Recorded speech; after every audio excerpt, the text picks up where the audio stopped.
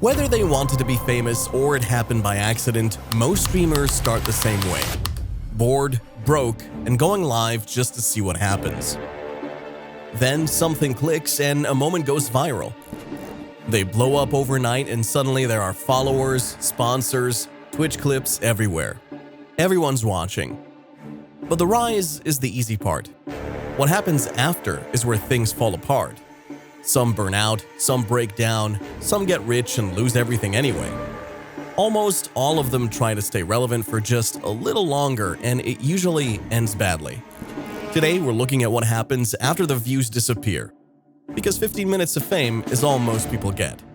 And the first person we're starting with, he was once called the king of streaming.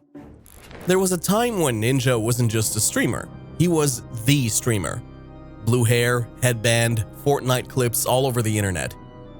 He had the look, the timing, and the right game at the right moment. Fortnite blew up, and so did he, practically overnight. He started out grinding Halo, but when Fortnite exploded, so did he. One stream with Drake changed everything. Suddenly, Ninja was everywhere. Talk shows, magazine covers, brand deals with Red Bull, Adidas, and Samsung. He got his own Fortnite skin. Kids wore his merch. Parents even knew his name. At one point, he was making around $500,000 a month just from going live. Then came the big switch. In August 2019, Ninja left Twitch for Mixer in a deal reportedly worth $20 to $30 million. It felt like a power move, like he'd outgrown Twitch. But the momentum didn't last. Mixer shut down less than a year later. And when he came back to Twitch, things felt different. Fortnite's popularity started slipping. His streams weren't pulling the same numbers. The hype had faded. He kept going, still streams regularly, still has money, fans, and a platform. But it's not the same. The excitement that made him feel untouchable, it's gone. Fame that fast doesn't come without pressure. Ninja's content felt forced, his persona sometimes criticized as being too family-friendly, too polished. Behind the scenes, burnout started creeping in. What do you do when you've reached the top of the mountain and there's nothing left up there? The internet moves fast and it doesn't wait for anyone, not even the king of Twitch. Ninja may not have crashed and burned, but he became something almost worse. A ghost of the hype that once made him untouchable. At one point, Myth looked like the future of Fortnite. Calm voice, clean plays, fast edits. His building was so smooth, it didn't seem real. Back in 2018, people called him one of the smartest players in the game. He got signed to TSM, teamed up with the best, and pulled huge numbers on Twitch. For a while, everyone was trying to play like Myth, but the Fortnite meta changed. New players took over. His play style started looking slow compared to what viewers expected. The hype faded fast. His numbers dropped, he stopped enjoying the game, and instead of forcing it, Myth decided to switch things up. He walked away from competitive Fortnite and started doing variety content. Other games, real-life events, commentary streams. The views weren't what they used to be, but that didn't seem to really bother him. What he was really looking for was balance. Still, it wasn't easy. When your entire brand is built on being one of the best, and then you're not, it hits different. That kind of fall doesn't happen overnight, but it sticks with you. Myth didn't quit, he didn't spiral. He just kept going, trying to figure out what kind of creator he wanted to be. Not a pro, not a viral star, just someone who could stream and feel okay doing it. He's still live and still posting, still trying to find his lane. And even though he doesn't get the same spotlight anymore, a lot of people still watch him for the same reason they did back then. Not because he's the biggest, but because he's real. When Apex Legends first launched, Dizzy was the name everyone was talking about. He didn't yell or rage, he just logged in and calmly destroyed every lobby with robotic aim. Within weeks, he went from 30 viewers on Twitch to over 16,000. ESPN covered him. Ninja and Tfue wanted to play with him. He was the first Apex Pro signed to NRG and started breaking kill records almost daily.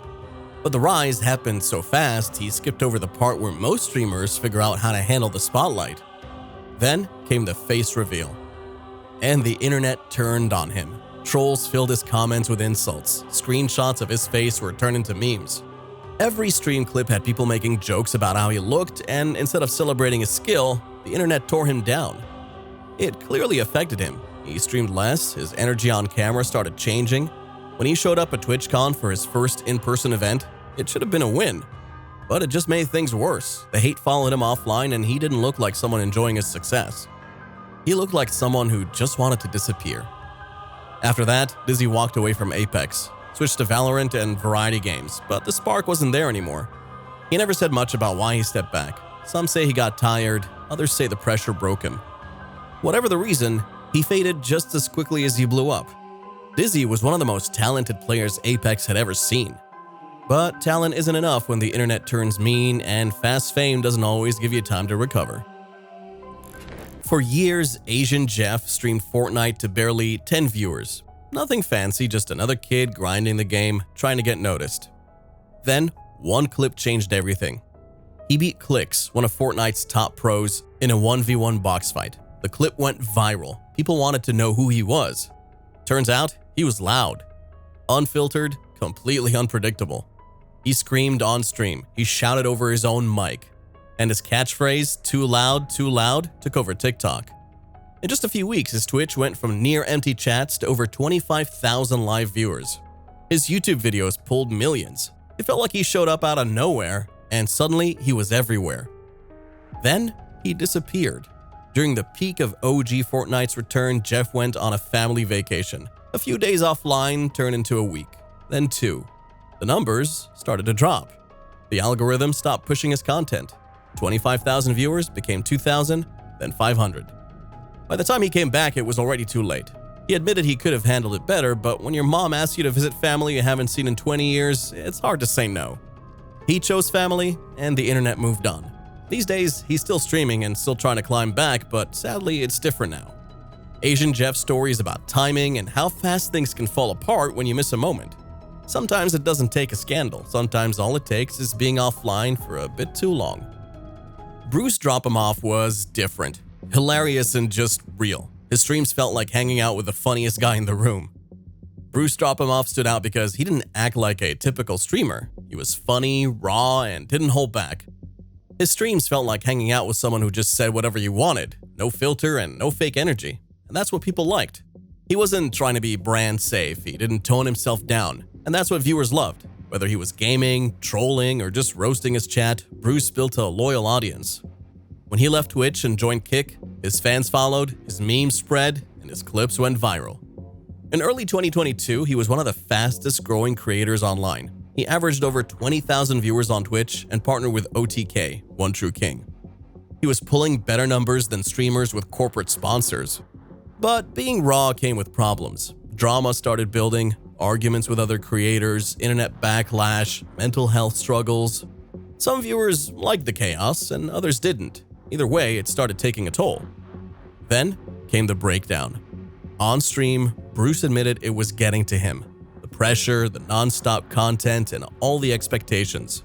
Behind all the jokes was someone who looked very tired. He took breaks, came back, and tried to reset, but it wasn't the same. The momentum slowed, and when you're known for being the funniest guy in the room, slowing down starts to feel like fading out. Bruce didn't fall off because he stopped being funny. He fell off because being Bruce Dropoff became a full-time performance, and that performance started breaking the person underneath, the real Bruce. It's not new. It happened to Ice Poseidon. It happened to Dr. Disrespect. The names change, but the pattern stays the same. Streaming moves fast. And once the pressure catches up, it's hard to shake. At his peak, Qubble Cop was YouTube gaming royalty. He pulled over 160 million views a month. For 9 years straight, he uploaded daily. No breaks, just consistent content. GTA, Minecraft, group videos with Jelly and Slogo. It was a formula that made him a global name. He and Asianjeff, another YouTuber, were one of the biggest creator couples on the platform. The brand looked solid and everything seemed just perfect. But then, things started to fall apart. First came the breakup with Asi, then the quiet separation from Jelly and Slogo. The trio stopped making videos together. Fans were noticing and something felt pretty off. Qubble Cop tried to pivot. He started uploading reaction videos solo, said he was exhausted and depressed. Then came the AI channels. He even used artificial voices to clone other YouTubers and launch new content. That didn't go over very well. His views dropped fast, from 100 million a month to under 100,000. Instead of addressing it, he started posting flex videos. showcasing his penthouse, his orange G-Wagon, $10,000 dog. Viewers called it tone deaf. The numbers kept falling. He didn't respond directly and just kept posting. NFTs, crypto promotions, startup launches. It felt like he was chasing something different now. Not content, not fans, just business. Qubble Cop didn't get cancelled, nor had a major scandal. He just drifted. Slowly disconnected from the audience that built him. And once you lose that connection, it's very hard to get it back. Stable Ronaldo's story is what happens when you peak too young, too fast. As a teenager, he won $200,000 from Fortnite tournaments and quickly built a massive Twitch following. He was averaging 20,000 viewers, moved into a phase house, bought a Porsche, and was living the dream. But the high didn't last. Once the pandemic ended and Fortnite started to fade, Ronaldo struggled. He tried shifting to IRL streams and different content, but the numbers weren't the same anymore. His momentum slipped and he fell into a serious slump, mentally and emotionally. At one point, he was broke, heartbroken, sleeping on a mattress, far from his family, and unsure if he even wanted to keep streaming. He broke down crying on stream, saying he felt like a failure. And the internet did what it always does. People laughed, called him washed, and said he fell off. But Ronaldo didn't stop. When Fortnite OG came back, he went all in, streaming over 250 hours in a single month. No gimmicks and no drama. He started showing up and grinding like it was the beginning again. Slowly, the audience came back. He hit 25,000 viewers again, all because of consistency. This time, he said he was ready to leave Fortnite the right way. His comeback wasn't loud or dramatic like others. It was quiet, steady, and honest. And in a world where most streamers fade away, Ronaldo proved you could still come back if you're willing to put the work in. Now, he's still streaming and rebuilding all he lost. And even if he's not where he once was, he's not where he used to be either. The streamer who made over $25 million and still ended up crying on camera, saying she finally felt free, that was Amaranth. For years, she was one of the most watched women on Twitch, known for hot tub streams, ASMR, and adult-focused content that made her a fortune. She built a massive following, dominated the algorithm, and turned her online presence into a full-blown business empire. But behind the scenes, things weren't as great.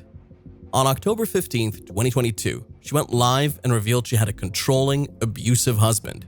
She claimed he forced her to stream for hours, pushed her into OnlyFans, and controlled all the money. The breakdown went viral, and for the first time, the internet saw a different side of Amaranth. Viewers rallied behind her.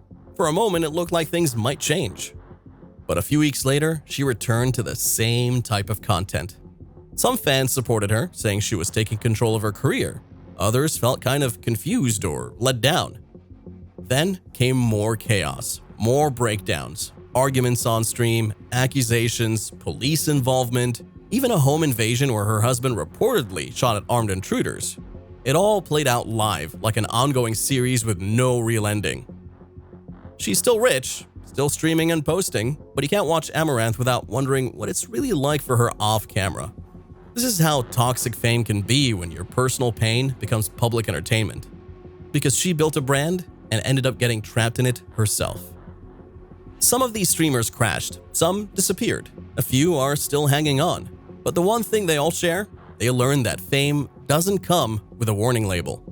No one teaches you how to survive after going viral. No one teaches you what it feels like when the numbers drop and your identity goes with them. So here's the question. Is it better to have your 15 minutes or never peak at all? And who do you think is next in line for a fall? Let us know in the comments. And if you made it this far, give this video a thumbs up and hit that subscribe button because this rabbit hole is just getting deeper and darker.